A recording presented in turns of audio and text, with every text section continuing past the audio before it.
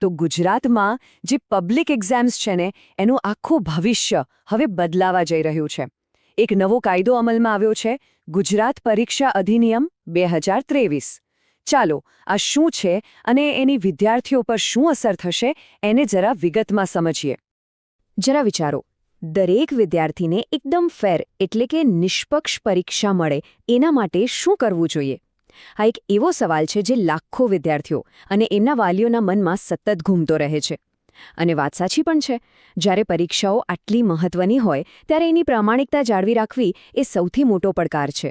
તો બસ આ જ પડકારનો સામનો કરવા માટે ગુજરાત સરકારે એક નવો કાયદો રજૂ કર્યો છે, ગુજરાત જાહેર પરીક્ષા અધિનિયમ 2023.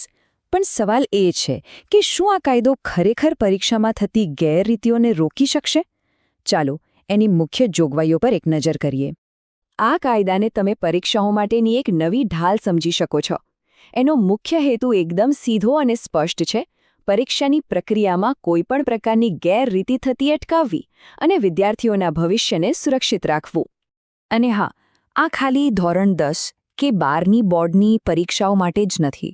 આનો વ્યાપ ઘણો મોટો છે. સરકાર જે પણ મોટી જાહેર પરીક્ષાઓ લે છે એ બધી જ આમાં આવી જાય છે, જેનો એક જ ઉદ્દેશ્ય છે દરેક ઉમેદવારને નિષ્પક્ષ અને સમાન તક મળે. હવે આ આખા કાયદાને બરાબર સમજવો હોય ને તો એક શબ્દને પકડવો પડશે, અને એ છે ગેરરીતિ. કારણ કે આખો કાયદો આ એક જ શબ્દની આસપાસ ફરે છે.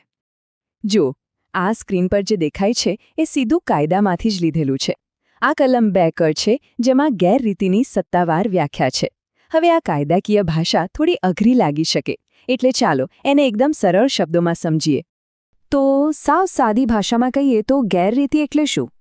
એટલે પરીક્ષા વખતે કોઈ પણ ખોટી રીત અપનાવવી, પછી એ ચોરી હોય, કોઈને કરાવી હોય કે પછી નિયમ તોડવાનો કોઈ પણ પ્રયત્ન હોય. તો આ ખોટી રીત એટલે કે ગેરરીતિમાં શું શું આવી શકે? જેમ કે કોઈને ઉત્તરવહી આપવી કે કોઈ પાસેથી લેવાનો પ્રયત્ન કરવો, કોઈ ખોટી રીતે જવાબ લખવો, બતાવવો કે મોકલવો, બીજા કોઈની જગ્યાએ પરીક્ષા આપવા બેસી જવું અથવા કોઈને આવું કરવા માટે મદદ કરવી. આ બધું જ હવે ગંભીર ગુનો ગણાશે.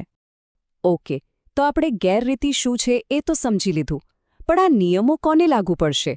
મતલબ કાયદાની નજરમાં પરીક્ષાર્થી કોણ છે? કાયદો બહુ સ્પષ્ટ છે. પરીક્ષાર્થી એટલે એ દરેક વ્યક્તિ જેને પરીક્ષામાં બેસવા માટે ઓફિશિયલ હોલ ટિકિટ મળી હોય. સિમ્પલ. જો કોઈની પાસે હોલ ટિકિટ છે અને તે પરીક્ષા આપી રહ્યું છે તો આ કાયદો તેને લાગુ પડે છે. અને હવે આવે છે આ કાયદાનો સૌથી મહત્વનો અને કદાચ સૌથી ગંભીર ભાગ. જો કોઈ નિયમ તોડે તો એનું પરિણામ શું આવશે? કારણ કે આ અધિનિયમ હેઠળ જે સજાઓ છે એ ખરેખર ખૂબ જ કડક છે. તો સીધો સવાલ એ છે કે જો કોઈ પરીક્ષાર્થી ગેરરીતિ કરતો પકડાય તો એની સાથે શું થશે? એનું ભવિષ્ય શું? આનો જવાબ ફક્ત એક આંકડામાં છે, અને એ આંકડો છે 2. હવે એમ થશે કે આ 2 શું છે?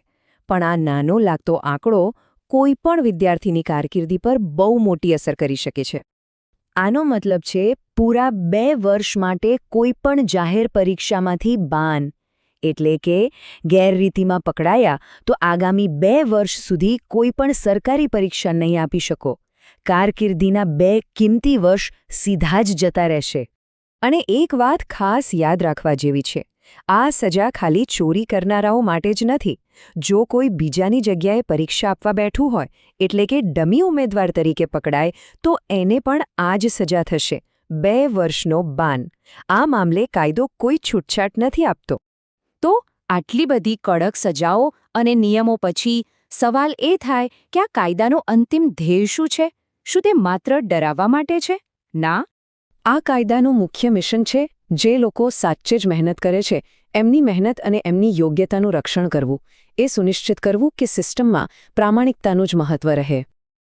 આ આખા કાયદાનો જે સાર છે, જે એનો આત્મા છે, એને આપણે આ રીતે કહી શકીએ: સમગ્ર પરીક્ષા પ્રક્રિયાને પારદર્શક, નિષ્પક્ષ અને કોઈપણ જાતના અવરોધ વગરની બનાવવી.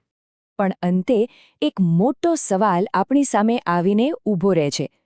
આજે જ્યારે વિદ્યાર્થીઓ પર આટલું બધું પ્રેશર છે, ત્યારે શું માત્ર કડક કાયદા બનાવી દેવાથી શૈક્ષણિક પ્રામાણિકતા આવી જશે?